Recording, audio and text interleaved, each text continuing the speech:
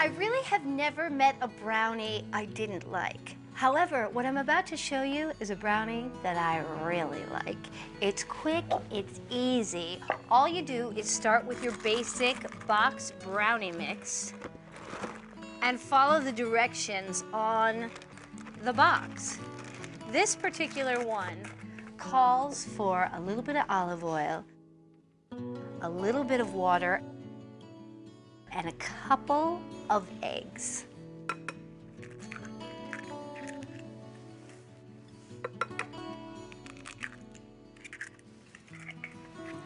And then with a whisk, just mix that all together.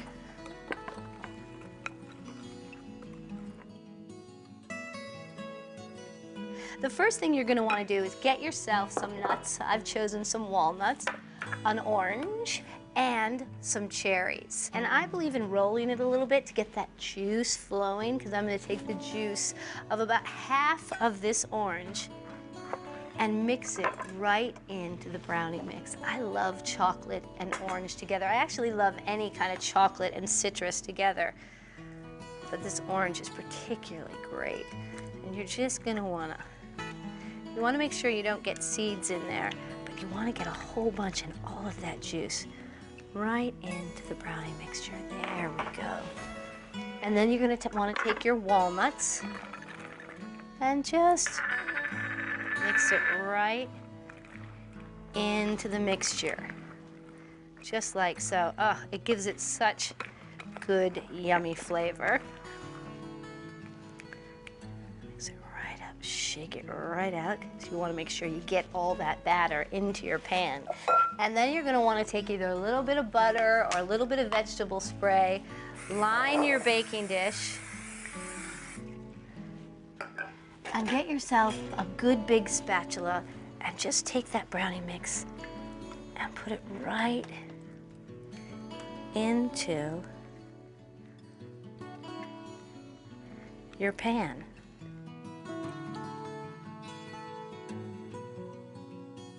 Now the last thing I want to do is take some cherries, and these are canned cherries, and I don't want just the cherries. I want that kind of syrupy yumminess that holds those cherries right where you want them. I'm going to take it, put them right in, and then with a knife, just kind of swirl it right in and around, and then pop it in the oven, 350 degrees or whatever the box calls for. Slide it right in, and I have one here. It's just, oh, look at that. It's all cooked up and ready to go. Do you love it? It's got pops of little cherries in there. I can see the crunchy walnuts. I gotta tell you, it's pretty sweet to go from a box to this.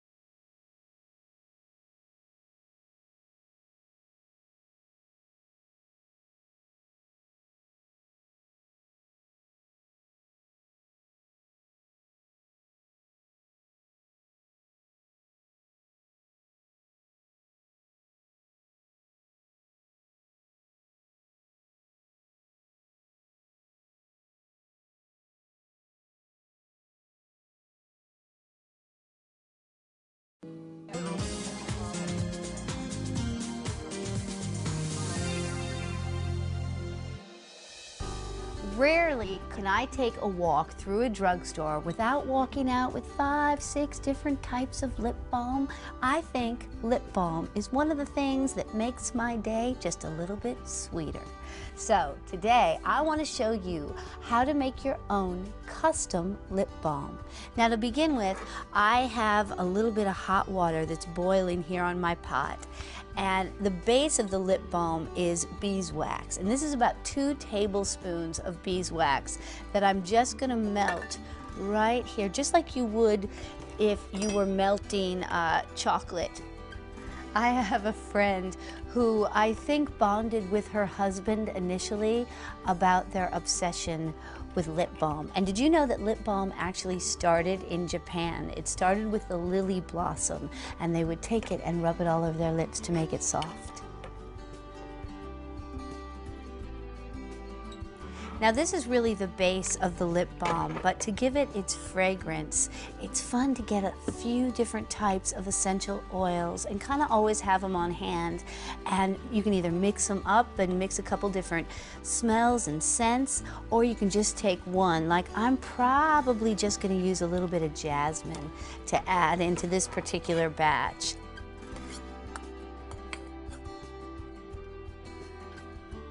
There we go. My beeswax is liquefied just the way I want it. So I'm going to want to turn down this heat just a little bit. And now I'm going to take 4 teaspoons of castor oil and mix it right in there with my beeswax. There we go. And this is really going to give the shine to the lip balm.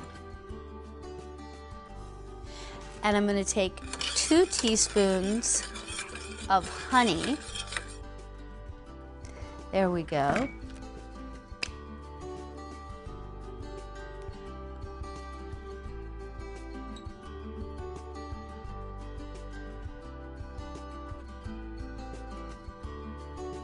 And now right at the very end, I'm going to add in just a hint of jasmine to give it a little bit of a great smell.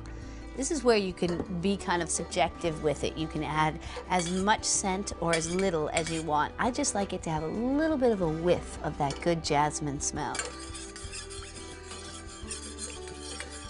And now I just got a whole bunch of these. They were really inexpensive at my local craft store. And I'm just going to take it and pour it right into the container. I'm going to fill it about 3/4 of the way up for each little disc of lip balm. And it'll take, anywhere from 4 to 6 minutes for this lip balm to dry and become the consistency you want it to. Now, to decorate this, I got a bunch of colorful stickers at my local craft store, and I'm just going to take that disc of color, place it right on the center of the balm, and I'm going to cover up the top, the clear top. I think it's kind of fun to get your button jar, pick out some of your favorite buttons. Look at this, I found a chicken button. A chicken button. I'm going to put that right on top of my white button. And this one I'm just going to keep real simple. And I'm just going to attach it with a little dab of hot glue.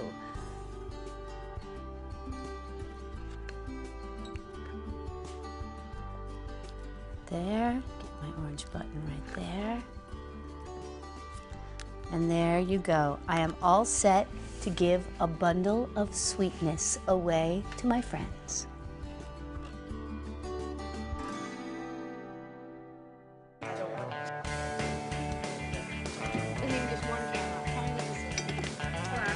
Hot in here.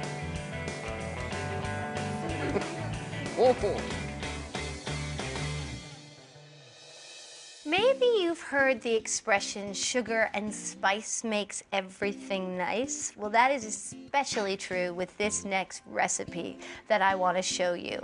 It actually comes from one of my favorite human beings, Kyle Stewart, who has worked with us here at the workshop for about 3 years. And one day we were like, cookies, cookies, who's got a good cookie recipe? And he's like, actually, my family has a great sugar and spice cookie. And I said, I'll be the judge of that. And we cooked it up and they were gone within like 10 minutes. It's so yummy and so good.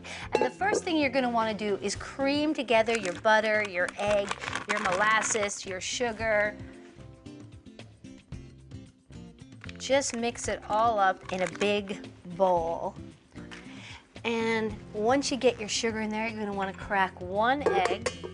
I still love cracking eggs. What is it about it? It's so satisfying and such fun. Here's a tip that I learned, is that if you're working with molasses, a great way to keep it from sticking, if you line it with a little bit of vegetable oil, pop it in, you will see that that molasses pretty much slides right out. And I'm ready to cream this all together.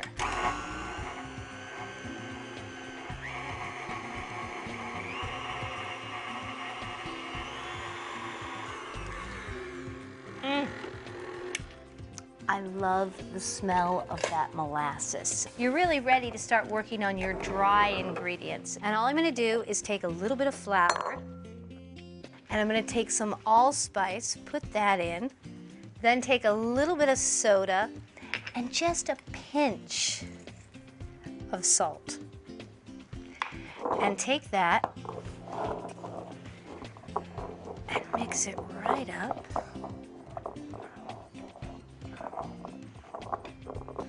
I am all about it. And just take it. And you don't want to dump it in all at once. I believe in taking about half of your dry mixture, popping it in.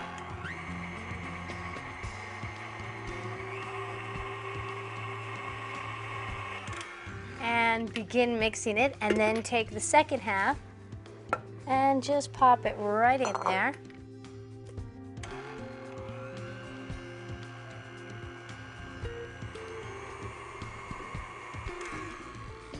There you go. And you want to make sure that when you take that off, you take off the paddle also, because there's so much good dough there that you don't want to miss it. And just get your spatula, get it all cleaned out. And give it a good 1, 2, 3 toss. I really like the color of this and the consistency. And the taste. Now at this point, you're gonna make little tiny, almost walnut-sized balls that are gonna cook up in the oven. So just take it and roll it right in between your palms. And you don't want to handle it too much. You want to kind of work fairly quickly here.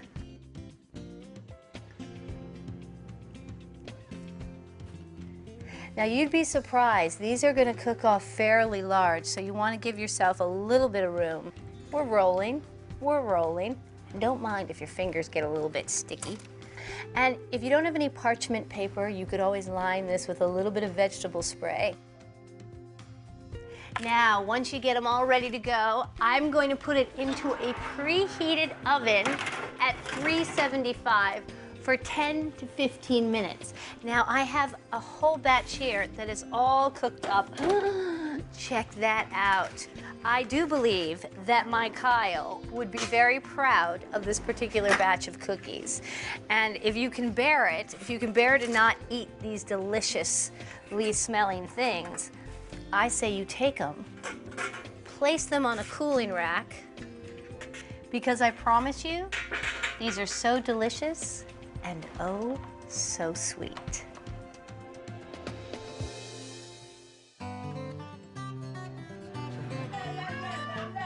I'm taking them all with me.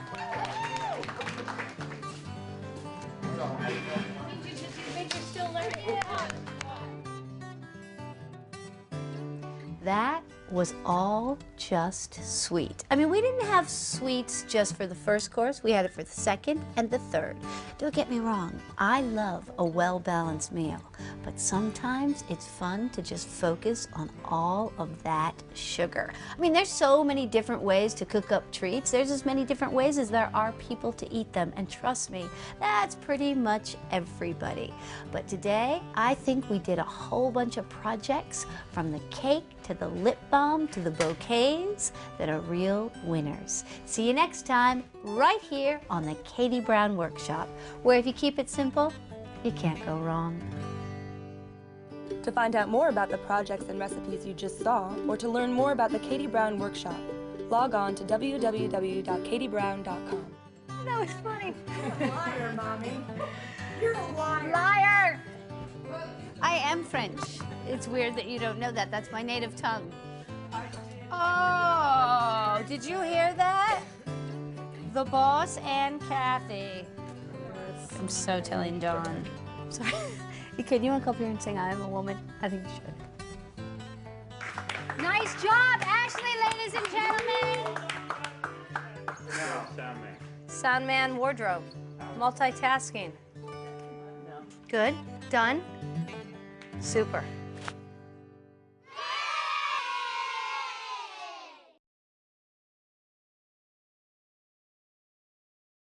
The Katie Brown Workshop is brought to you by Bonnie Plants. Fresh starts with Bonnie Plants. Since 1918, Bonnie Plants has been growing and selling potted vegetables, herbs, and flowers. With over 60 varieties, including tomatoes, lettuce, basil, cucumbers, dahlias, and various types of begonias, Bonnie Plants is committed to making gardening fun and easy.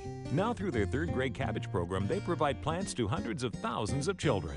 To learn more, go to bonnieplants.com. And remember, at Bonnie Plants, our roots run deep. And by KitchenAid, for the way it's made. Proud sponsor of Cook for the Cure, benefiting the fight against breast cancer.